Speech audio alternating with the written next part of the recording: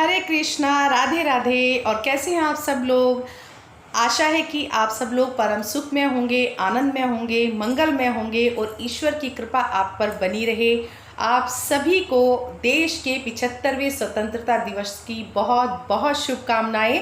और आज ही मैं ये वीडियो आप लोगों के लिए बना रही हूँ क्योंकि बहुत सारे प्रश्न आ रहे हैं जन्माष्टमी को लेकर, प्राण प्रतिष्ठा को लेकर, गोपाल जी की सेवा को लेकर। और बहुत सारे भक्त ये पूछ रहे हैं कि बताइए हम किस प्रकार से पूजा अर्चना शुरू करें, क्या प्राण प्रतिष्ठा करानी परम आवश्यक है, हमें करानी चाहिए।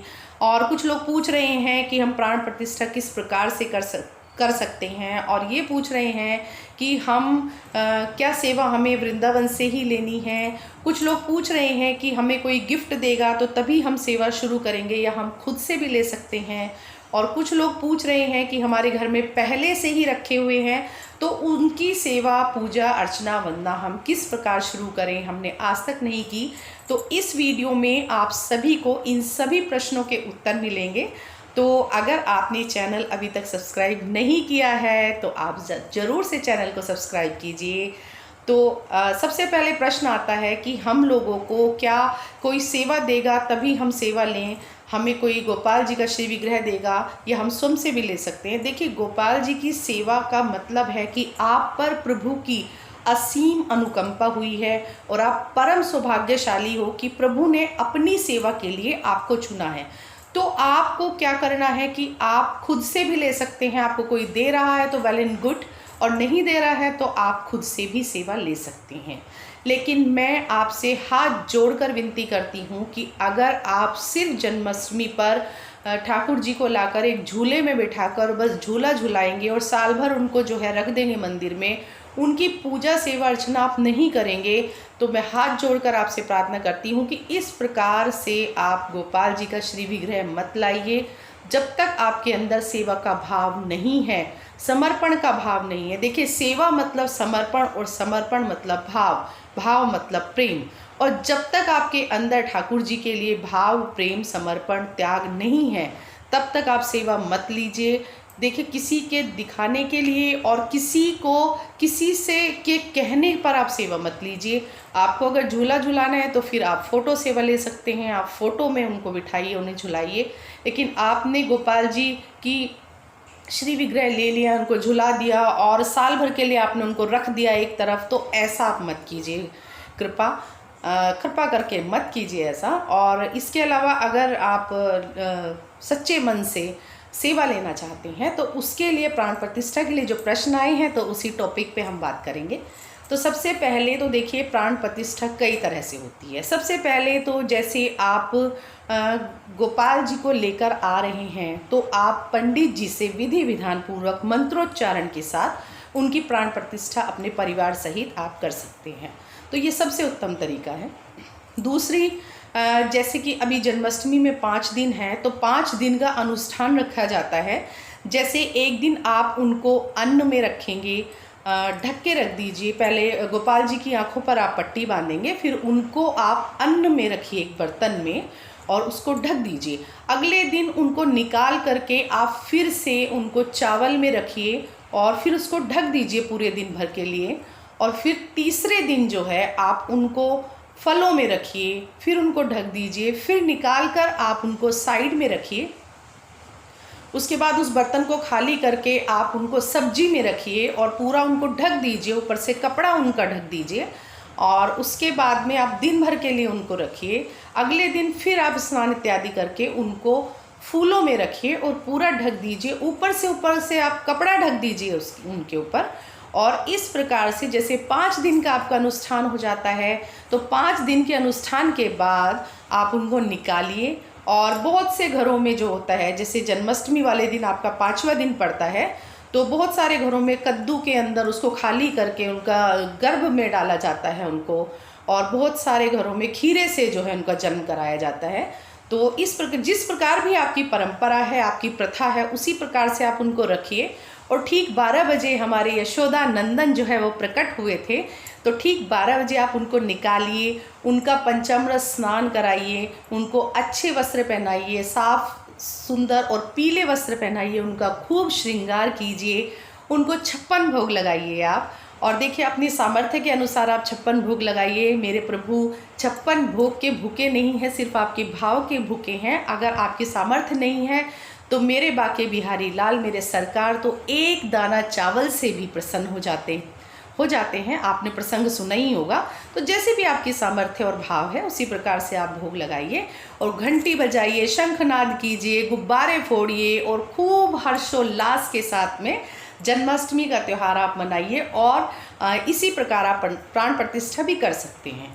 इसके अलावा एक प्रश्न ये आ रहा है कि दीदी हमारे घर में बहुत साल से लड्डू गोपाल रखे हैं लेकिन वो सेवित विग्रह नहीं है, उनकी हम सेवा नहीं कर रहे, लेकिन अब हमारे अंदर भाव आ रहा है कि हमें सेवा करनी है, तो हम क्या करें।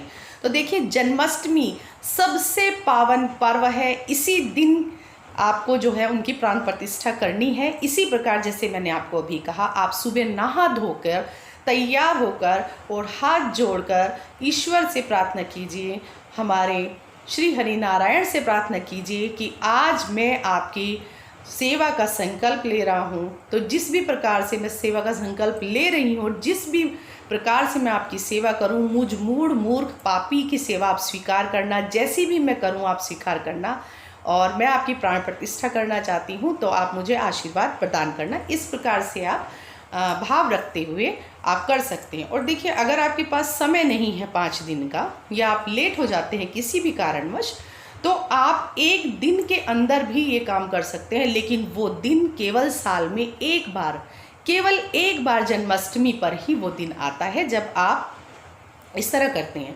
जैसे आप सुबह नहा धोकर तैयार होकर और संकल्प लेकर आप कहेंगे कि हे प्रभु, आज मैं आपकी प्राण प्रतिष्ठा करना चाहता हूँ, मुझ दीनहीन पर कृपा करना, और आप जो है मुझे सामर्थ्य और शक्ति प्रदान करना, मेरे अंदर भाव जगाना कि मैं आपका जो है पूर्ण रूप से सेवा कर सकूं, अच्छे प्रकार से भली प्रकार सेवा कर सकूं। तो आप फिर उनके आँखों पर कपड़ा ढकिए। कपड़ा ढकने के बाद आप उनको पहले अन्न में ढककर रख दीजिए। उसके बाद में आप उनको 1 घंटे बाद या 2 घंटे बाद निकाल करके फिर उनको चावल में रख दीजिए। उसके बाद ढक दीजिए। उसके बाद आप फिर से उनको फलों में रखिए। फलों में रखने के बाद फिर ढक दीजिए। फिर उसके 1 घंटे बाद आप निकालिए, फिर आप सब्जी में रखिए। फिर उसके बाद ढक दीजिए, फिर से निकालिए और उनको फूलों में रखिए। और फिर उनको फूलों में रखने के बाद जैसे भी आपके यहाँ जन्म कराया जाता है आप जन्म कराइए, लेकिन मेक श्योर कि जब आप जन्म करा रहे हैं उनके आँखों से आप पट्टी खोल रहे हैं तो उनके आँखों के सामने आपको शीशा दिखाना है, जिससे कि जो भी उनके अंदर प्राण आए हैं वो उनकी पूरी शक्ति उन्हीं के अंदर समाहित हो जाए और वो आपके श्री विग्रह आपको प्राप्त हो जाए। इस प्रकार से आपको शीशा जरूर दिखाना है। तो आप इस तरह से सेवा कर सकते हैं, प्राण प्रतिष्ठा ये भी कर सकते हैं। और फिर एक प्रश्न मेरे पास आ रहा है कि बताइए दीदी कि हम तो सेवा कर रहे हैं काफ़ी दिनों से, लेकिन हमने प्राण प्रतिष्ठा तो नहीं किया, तो फिर हम क्या कर सकते हैं। तो देखिए जब आप सेवा बहुत दिनों से कर रहे हैं प्रॉपर तरीके से और आपने प्राण प्रतिष्ठा उनका नहीं किया था, आपको नहीं पता था उस टाइम पे प्राण प्रतिष्ठा, तो उसकी भगवान में प्राण आते हैं आपके भाव से। तो देखिए आपके भाव से धीरे धीरे उनमें प्राण आ जाते हैं। तो आपको प्राण प्रतिष्ठा की कोई भी आवश्यकता नहीं है। आप उनका जन्मोत्सव मना सकते हैं और जन्मदिन आप हर साल मनाइए। जिस साल भी आपने श्री विग्रह लिए हैं, आपने सेवा ली है, उसी साल आप उनका हर साल उसी दिन जन्मदिन मनाइए।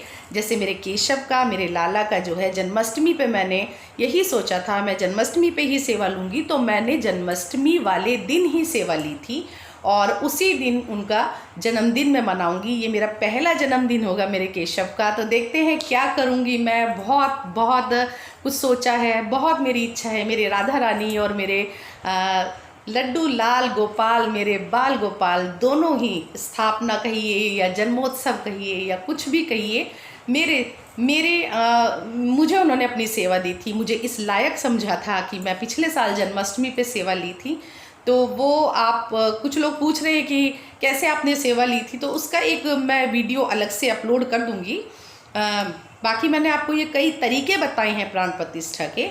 इसके अलावा अगर आप श्रीधाम वृंदावन से सेवा ले रहे हैं तो श्री धाम वृंदावन से सेवा लेने का मतलब ये है कि वहाँ आपने सेवा ली है वहीं से, और आपने ठाकुर जी से उनकी नज़रें मिलवा दी हैं, तो फिर आपको किसी भी प्रकार की प्राण प्रतिष्ठा की आवश्यकता नहीं है।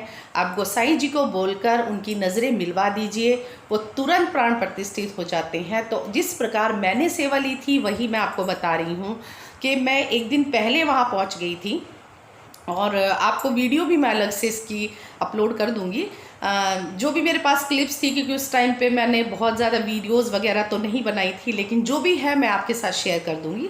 तो मैं एक दिन पहले ही पहुंच गई थी, और मैंने अपने केशव और वृंदा की छवि जो देखी थी उस टाइम, तो मेरा मन मोहित हो गया था अपने लाडले लाल में। तो उसके बाद में देखिए, जब भी हम श्री विग्रह लें तो हम कभी भी उनका मोल ना पूछें, हमें इस चीज़ का ध्यान रखना चाहिए, क्योंकि हमारी इतनी औकात नहीं है कि हम श्री हरि नारायण का, लड्डू गोपाल का हम मोल पूछें। हमें पूछना चाहिए कि बताइए इनकी न्योछावर क्या है, और ना ही हमें मोल भाव करना चाहिए।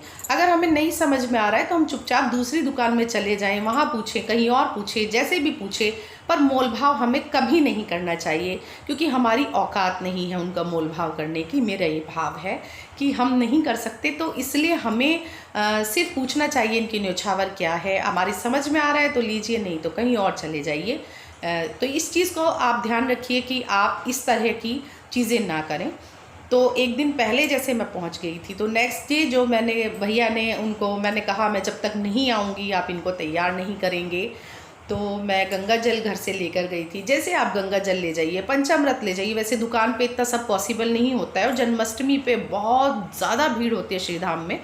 तो मैं गंगा जल लेकर गई थी, मैंने वहीं पे दोनों को स्नान करा दिया था, और वस्त्र इत्यादि पहनाकर उनको लेकर गई थी मैं बिहारी जी मंदिर में, और गोसाई जी के हाथ में देकर मैंने जो है उनकी नज़र मिलवाई थी, और वहीं से उनमें प्राण प्रतिष्ठा हो गई थी। मैंने प्राण प्रतिष्ठा वहीं से कराई थी, और तब तक हम सब लोग निराहार रहे थे, हमने अन्न जल ग्रहण नहीं किया था। उसके बाद सेवा लेने के बाद सबसे पहले मैंने अपने लाडले लाड ठाकुर और श्रीमती राधा रानी को मैंने सबसे पहले साफ हाथों को से भोग लगवाया था, और उनको जो भी लस्सी या फल इत्यादि का मैंने वहीं पे भोग लगाया था। और श्री धाम में बहुत सारा भोजन लहसुन प्याज के बिना ही मिलता है ज़्यादातर, तो आप भोग लगा सकते हैं, लेकिन मेक श्योर कि आपके हाथ धुले हों। आप झूठे हाथों से भोग नहीं लगाएं, आपको हाथ धो लेने चाहिए, और इस उनकी सफाई, शुद्धता, सात्विकता का आप पूर्ण ध्यान रखें। इस चीज़ का आपको ध्यान रखना है। और उसके बाद हम घर लेकर आ गए थे, तो हमारा खुद का भी मंदिर है, तो उसमें जन्माष्टमी का उत्सव मनाया जाता है। मैंने बहुत बार आपको अपने वीडियोस में बताया है। तो वहीं पर ही मैंने उनको बैठाया था वहाँ पर, और फिर पंडित जी से भी उनकी प्राण प्रतिष्ठा मैंने कराई थी। उसके बाद पंडित जी ने मंत्रोच्चारण के साथ उनका गृह प्रवेश भी कराया था। तो इस प्रकार से मैंने सेवा ली थी, तो आप ऐसे भी सेवा ले सकते हैं। बाकी जितने प्रकार से सेवा मैंने आपको बता दिया है कि अगर आपको पंडित जी से करा सकते हैं, आप स्वयं से घर में 5 दिन का अनुष्ठान कर सकते हैं, और आप जन्माष्टमी वाले दिन 1-1, 2-2 घंटे के गैप में भी स्वयं से कर सकते हैं। और अगर पहले से सेवित विग्रह हैं तो वो खुद ही प्राण प्रतिष्ठित हो जाते हैं, उसमें आवश्यकता आपको नहीं है किसी भी प्रकार से। और श्री धाम वृंदावन से अगर आपको लेना है तो उसका क्या उपाय है, ये सब मैंने आपको बता दिया है। अगर इसके बाद भी आपका कोई क्वेश्चन रह जाता है तो आप कमेंट बॉक्स में मुझे ज़रूर से लिखकर पूछ लीजिएगा कि किस प्रकार से हम प्राण प्रतिष्ठा कर सकते हैं। लेकिन फिर भी और बार बार मैं आपसे हाथ जोड़कर विनती करती हूँ कि अगर आप पूर्ण भक्ति भाव श्रद्धा के साथ में सेवा करना चाहते हैं, तभी आप लड्डू गोपाल का, आप मेरे लाडले लाल ठाकुर का श्री विग्रह घर में लाएं। अन्यथा शोपीस बनाने के लिए आप बिल्कुल नहीं लाएं, क्योंकि इस प्रकार से किसी भी पूजा का कोई फल आपको नहीं मिलने वाला है। तो आप इस चीज़ का ख़ास तौर से ध्यान रखिए, क्योंकि आजकल मैंने बहुत देखा है कि मेरी फ्रेंड ने ले लिया तो मैंने भी ले लिया, और उन्होंने ले लिया और तो तुमने भी ले लिया, और बाद में उनकी सेवा नहीं हो पाती है।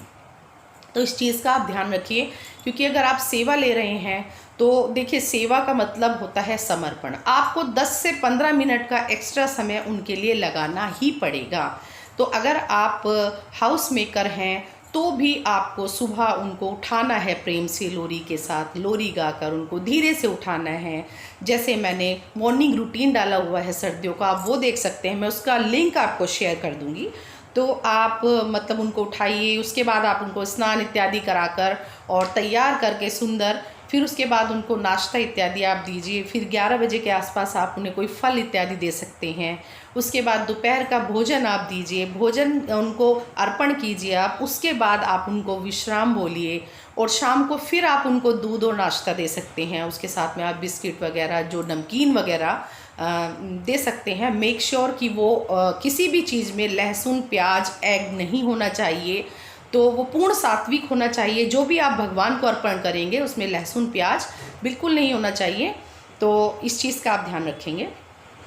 और उसके बाद में आप शाम को उनको दूध दे देंगे, फिर आप उनके खिलौने फैला दीजिए, उनसे बातें कीजिए, मनोहार कीजिए, लाड़ लड़ाइए, उनको खिलौने दीजिए, वो बैठा दीजिए उनको, वो खेलेंगे, ऐसा आपका भाव होना चाहिए। वो हमें देख रहे हैं, सुन रहे हैं, हम उन्हें देख रहे हैं, वो हमें देख रहे हैं और हम उनसे बातें कर रहे हैं, लाड़ लड़ा रहे हैं। तो ये भाव आपके मन में आना चाहिए श्री हरि के प्रति, तभी आप पूर्ण श्रद्धा भक्ति के साथ में सेवा कर पाएंगे।